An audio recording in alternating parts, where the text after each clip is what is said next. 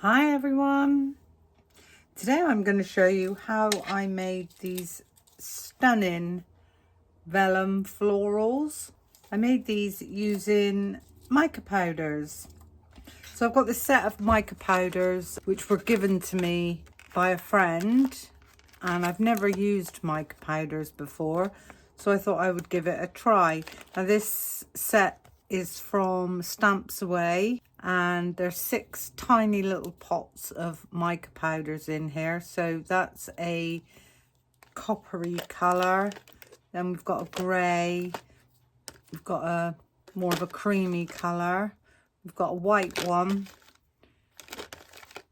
a pink one, and then we've got this really pretty colour that we're going to use, rusty red. So this is the one that we're going to use to make our florals. I've already done one piece because you do need it to be dry, but I'll go through it with you and then we'll use that piece. I have got a piece of embossed cardstock which I might use. I've got a sentiment set from Sentimentally Yours, and this is the Elegant Script Essential Sentiments, and I will be choosing one from there. And the florals that I stamped were the Romantique flower, and again that's by Sentimentally Yours. I've got some copper embossing powder, and that is by Paper Mania. A piece of vellum, a piece of pattern cardstock, and a piece of brown cardstock, and I will be using a piece of white cardstock as well. So the first thing we're going to need to do is create our vellum colour with the mica powders. Or how I done this was I sprayed quite a puddle of water onto my glass mat. I took in a wide end brush, dipped it into the mica powder, and then just tapped it over the puddle of water. And you can do that once or twice depending on the depth that you want, and then give that a good mix so we've got a smooth liquid. Now what I am going to do with this is take a little bit of double-sided tape, and I'm going to roll this over, and I'm just going to tape this down on the back, just on the corners, and hopefully this will help to avoid the vellum curling up. If we just do that on all 4 corners. And all I did was take my brush and swipe down over the vellum.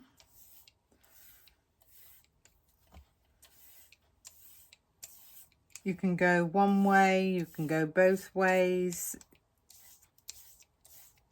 You just want to get some mica powder all over that vellum, and I'm quite happy with that. Need to leave that to dry. Now you will see your vellum will start to lift up in bubbles and crinkle and one thing and another, but that's absolutely fine. It's not going to affect what we want to do.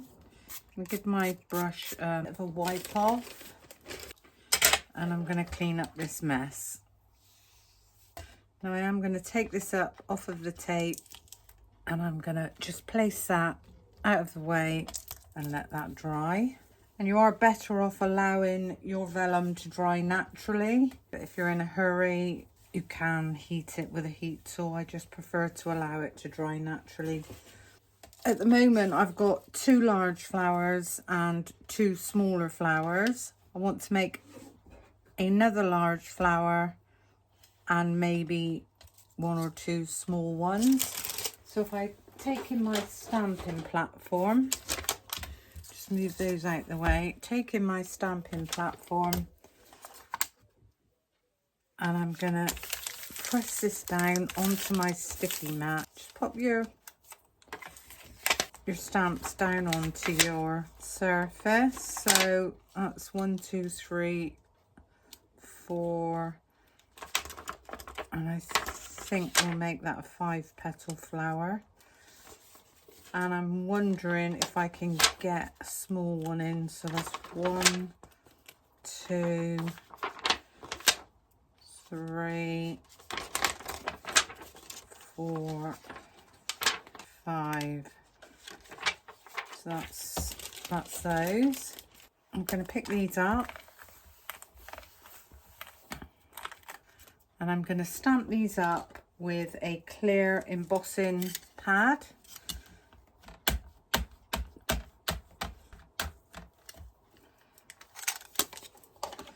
And then bring this across. There we go. Give this a really nice press down.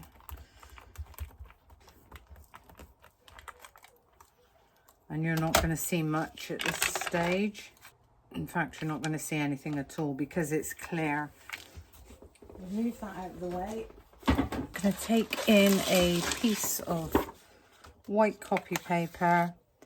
I'm going to take in the copper embossing powder. I'm just going to let this fall all over.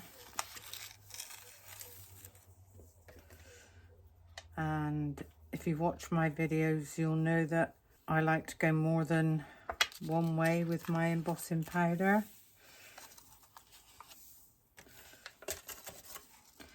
So now there's all our florals with the copper embossing powder on. And this is why you need this sheet to be completely dry. As you'll notice, I didn't put an anti-static bag over it. And if it had been damp, the embossing powder would have stuck to areas I didn't want it to stick to. So now I am going to heat emboss this, and for heat embossing you want your heat tool to be on number 2, so it is going to be quite loud. And to start with, I'm going to emboss from underneath, and you'll see already that this is turning. We'll bring that across to the front.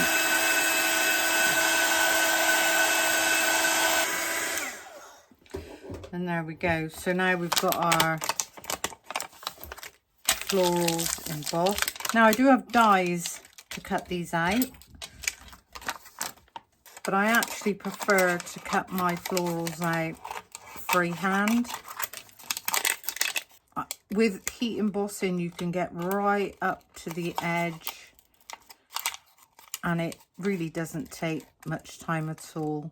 If you want to use matching dies, that's entirely up to you. I find I end up with a bigger border than I want sometimes. That's not to say I don't use the dies, because I do. I just like my florals, especially this type of floral, to be cut right up to the edge. And it's really easy when it's embossed because it's almost like you've got a lip.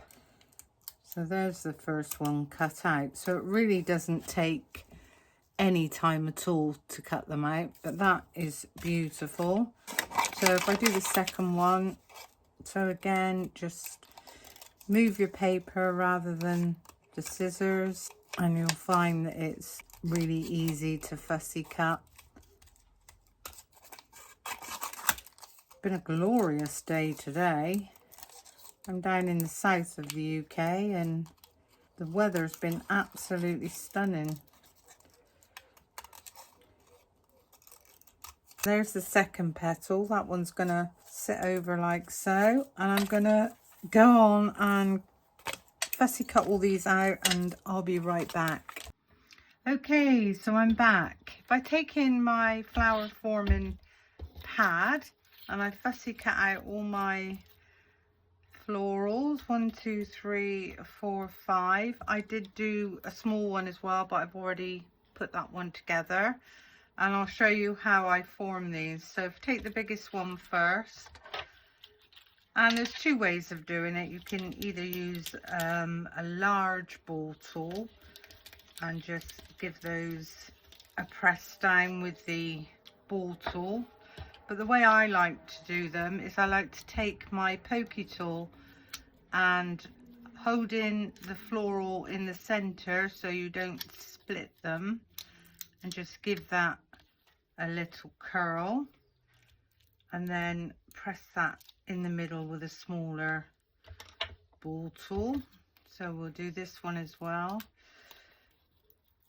I think you get a nicer curve doing it with your pokey tool, but it's entirely up to you. There's no right or wrong way. So that's 2.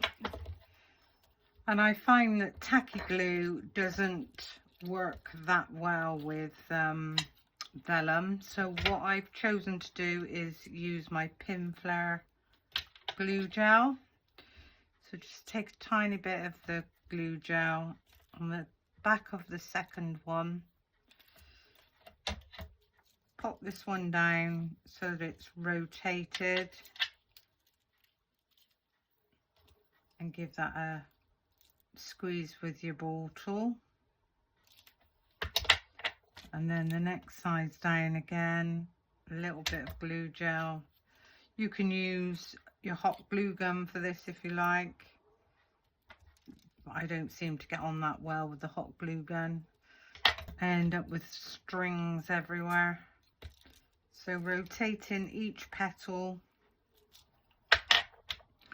Now if I show you this floral, what I really like about it is where we've painted the mica powder on, each petal's got a different design, and with the stamps have got the copper spots on them as well. I think that's absolutely beautiful.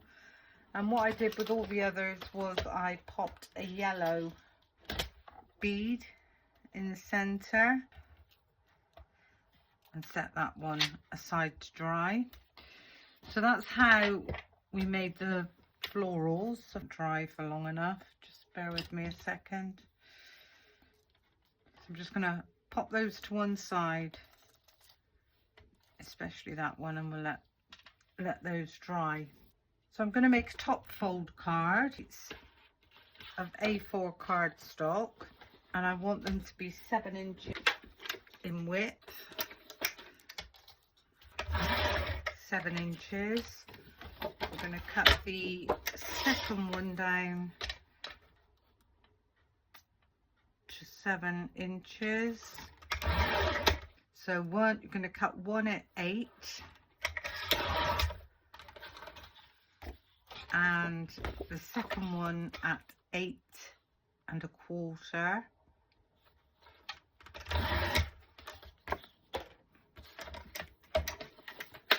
Taking my scoring board and the 8 1/4 one on the short side, put that against the edge, and we're just going to score that down at 1/4 inch.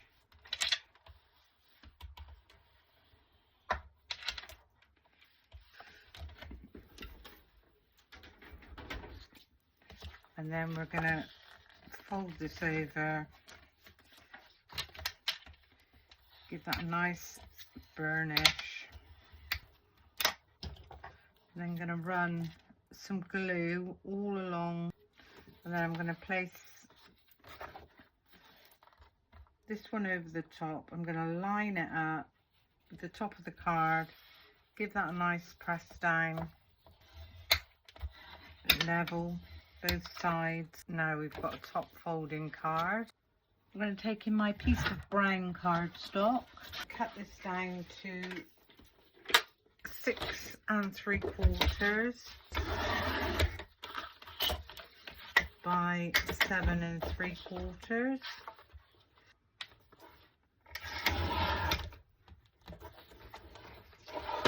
And that's going to be our first matte layer.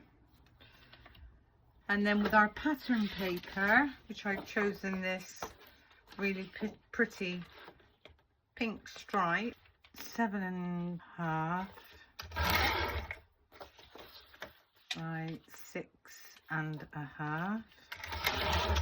So this is how we're looking at the moment. We've got our white base, a brown layer, our pinky layer, which I think actually matches really quite nicely with all these florals. And then in the beginning, if you remember, I said I had this white embossed piece. So I know I need that to be 7.5 in depth to fit over my patterned paper. So that's literally minimal coming off the bottom of there. And then I think I'm going to cut this about 3 inches is not a bad width. And that's going to sit down the center of my card. So we've still got that piece spare. The brown base going down with glue. So we're just going to get all that glued up. And like I always say, if you pop your card on an angle to the left, get a nice border the same top and bottom, and just let that fall, and then you should get a nice even border all the way around. This one I am also going to just put down with glue and do exactly the same again, same top and bottom. Bring that across a bit, there we go,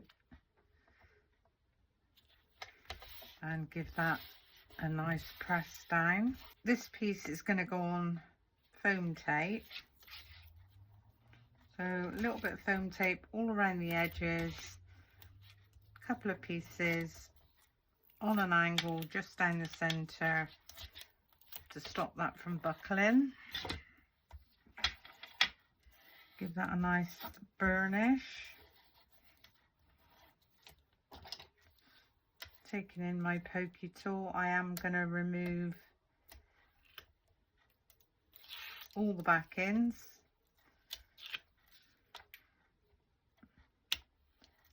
We're not going to go central, we're going to go slightly more to the left and just get that nicely lined up and give that a press down. So our background's coming on quite nicely. Now I think at this stage I am going to need to stamp my sentiment to someone very special.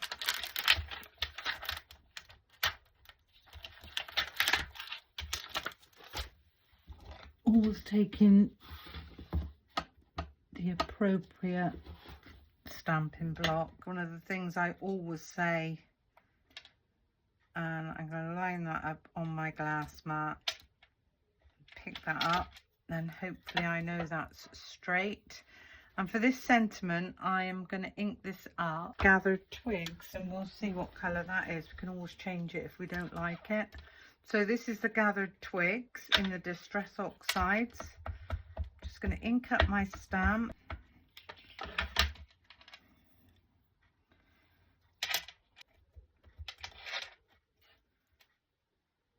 To someone very special. And I am going to cut this out with the trimmer.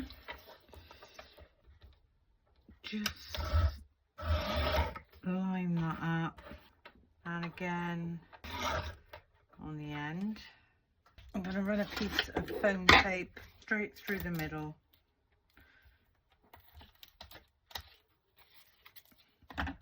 Give that a nice burnish down. Remove that back in. I'm going to line it up with the edge of the brown layer. I'm going to check that that's straight, which I think it is, and just give that a little press down. And now I can start building my flowers.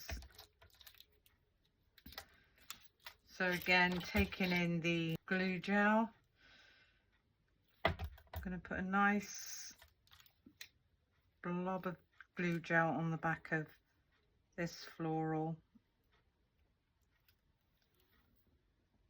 Give that a little press down.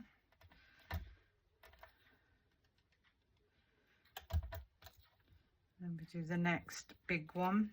and this one's going to go underneath, and I am going to take that slightly over on this angle.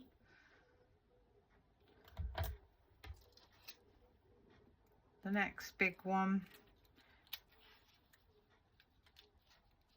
just going to go underneath.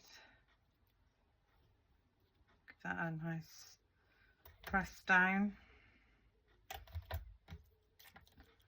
Just there with a small one.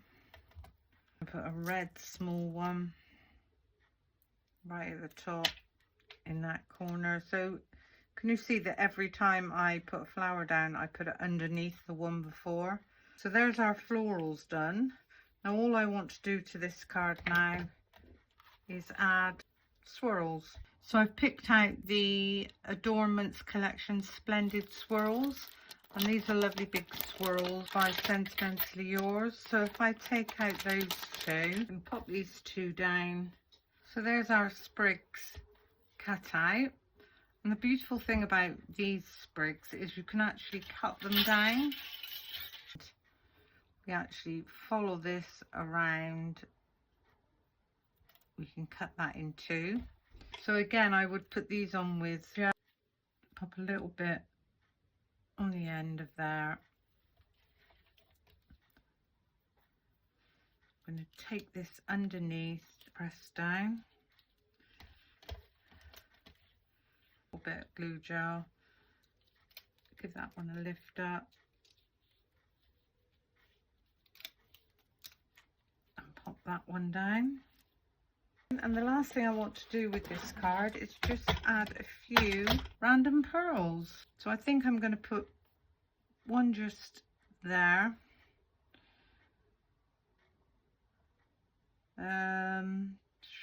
put one there. So that's 1, 2. I'm going to pop one up over here, 3, one up there, 4, and maybe one down in this corner, 5. One just there, one up there, and one over in this corner. And that's all I want to do to this card. Well, I hope you enjoyed my video. Hope you've learned something. And until the next time, bye for now.